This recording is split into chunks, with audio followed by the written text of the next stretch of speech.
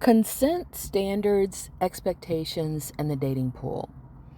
So today I commented on a post where a woman had listed her expectations for a man who wanted to approach her. And, she was putting her monthly allowance that she wanted and the things that she wanted him to pay for. And of course, there were a lot of men in the comment section that were commenting that she was, a 4 or a 6, or she was delusional or whatever they were saying. And I just find these posts very interesting. Now, I do think that there is a level of crassness to kind of put everything out on social media like that, because I think that these conversations have always been had by men and women of a certain aesthetic, as you want to put it. And I think that men of a certain wealth echelon have been prepared and are prepared to pay for the things that some women demand or expect, or the standards that they have, and they don't have any problem with it. So I think that the only thing that's different now is that social media is a melting pot. You have people of all classes, of all backgrounds, of all experiences, of all ages now getting to see glimpses into the lives of other people that once they would not have had access to. And so these kind of conversations might be shocking to them, might be, upsetting to them, might be delusional to them. But again, this has always happened. It's not new.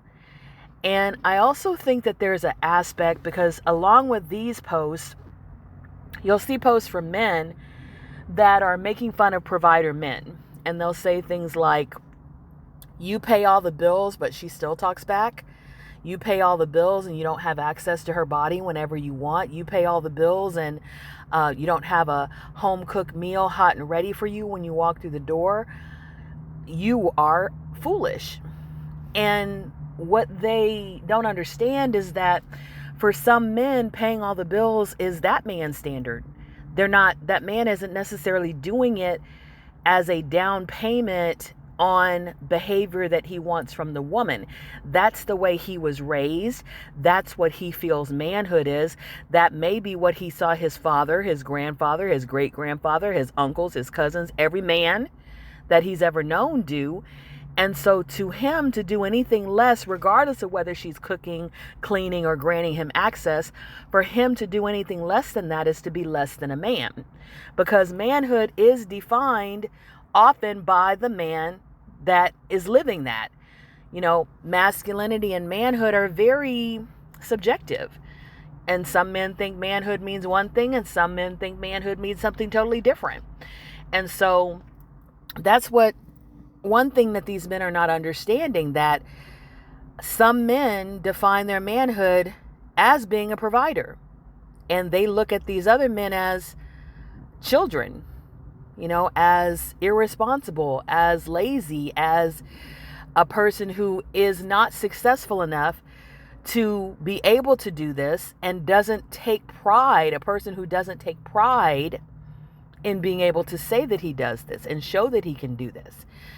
And so those men that are kind of trying to ridicule this, they come from, again, a different aesthetic. And again, these people are meeting on social media, and they might not have ever met prior to social media, because a lot of times people run in the circles that reflect their mindset.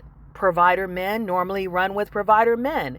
Men who couldn't fathom providing probably have never seen a man who's a provider, because they don't run in those kind of circles. So we get to see the mixing of all these different mindsets. And I think that that's why in many cases there's a culture clash, because people are being exposed to a culture or a subculture with mindsets very different than theirs. And again, my title for this topic was consent and standards and expectations. Some men think that money takes away consent, that this woman that they're paying all her bills, she no longer has to consent to cooking for him or cleaning for him or giving him access to her body, because he's bought that with his paying of the bills. But that is reducing that woman to another bill, an object, not a person. People have the ability and the right to consent or not consent. Objects do not. So when you think of a woman as an object, you might have this mindset that these men showed. And that, of course, is a false a false mindset, and it could cause a lot of problems, not only problems in your relationship, but legal problems if you act on that mindset and you do things to people without their consent. So I just wanted to kind of throw out to this audience, think about the fact that we are getting exposed to a lot of different mindsets. And also think about the fact that conversations that used to be had in secret are now being had in public. And I think that that's very interesting. And I also think that it's very powerful to bring these out in public, because the idea that women should do a lot of things for free out of love is a patriarchal idea. And I think a lot of women are calling that into question by leaving relationships, by not dating, by saying I'm not doing 50-50, by posting certain things like this. They're saying I do not consent to the old way of doing things, the patriarchal way of doing things. I have my expectations, and I'm not lowering my expectations. And some men find this really strange because they think a woman's fear is going to be reducing her dating pool, being alone.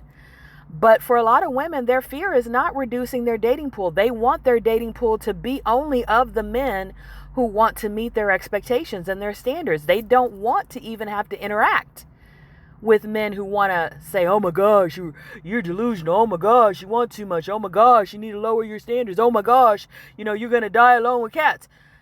They don't even want to deal with those men. They don't even want to have those conversations.